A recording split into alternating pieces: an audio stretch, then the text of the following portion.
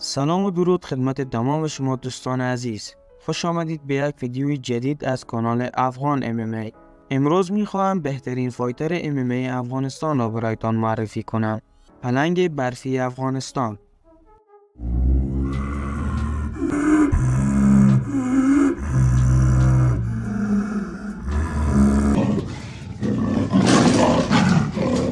جاوید بشارت، فایتر بدون شکست افغانستان در بزرگترین سازمان جهان یعنی UFC که ریکارد 14 پیروزی بدون شکست دارد، در سال 1995 در ولایت پکتیای افغانستان به دنیا آمده.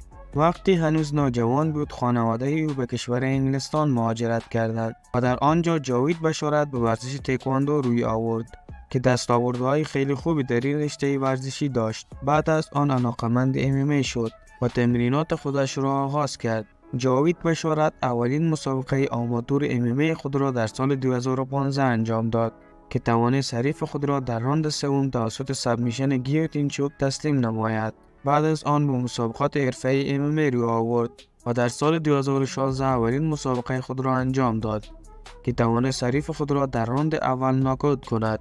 بعد از این پیروزی جاوید بشارت توانست 9 پیروزی پی در پی دیگر را کسب کند و حریفانش را ناکاوت و سابمیشن نماید تا اینکه توانست توجه بزرگترین سازمان MMA دنیا یعنی UFC را به خود جلب کند و قرار بود در رویداد دینا وایت کانتندر سریز با حریفی از برزیل به نام سایمون اولیویرا مبارزه بکند.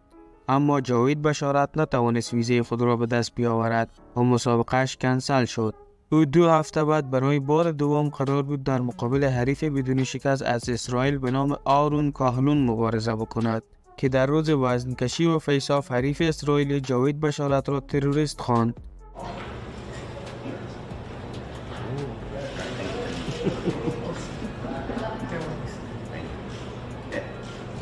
بالاخره روز مسابقه رسید و جاوید بشارت حریف اسرائیلی را نزدیک به 3 راند گفته عامیانه خوب لت کرد و انتقام آن حرفی که زده بود را گرفت و نزدیک پایان راند سوم بود که جاوید بشارت توسط سابمیشن آرون کاهلون را خفه کرد و توانست قرارداد سازمان UFC را به دست بیاورد. او در اولین مسابقه خود در سازمان UFC در مقابل حریفی از آمریکا به نام ترمن جونز قرار گرفت که توانست بعد از 3 راند مبارزه جذاب توسط امتیاز پیروز این مسابقه شود.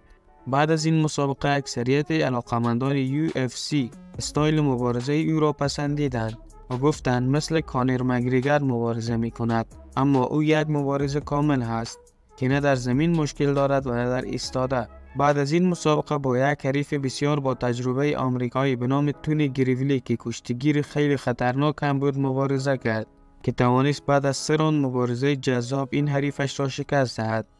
بعد از این مسابقه در مقابل حریفی بدون شکست از برزیل مبارزه کرد که این حریفش را هم بعد از 3 راند مبارزه جذاب توسط امتیاز شکست داد. جاوید بشارت فعلا ریکارد 14 پیروزی بدون شکست دارد که به زودی قرار است در رویداد UFC 294 در ابوظبی در مقابل حریفی از آمریکا مبارزه بکند. با امید پیروزی پلنگ برفی افغانستان. نظر شما چیست؟ جاوید بشارت تا کجا خواهد رسید؟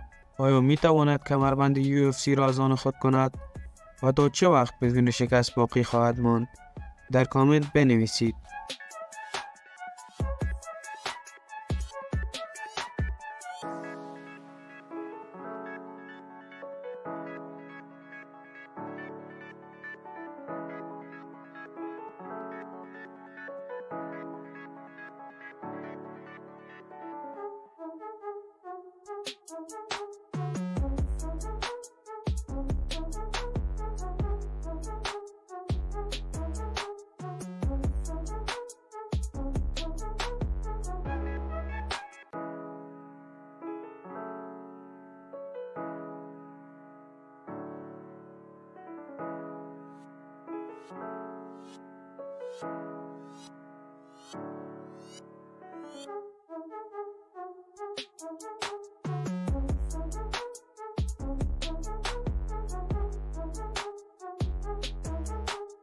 امیدوارم از تماشای این ویدیو لذت برده باشید و این معلومات برایتان مفید بوده باشد.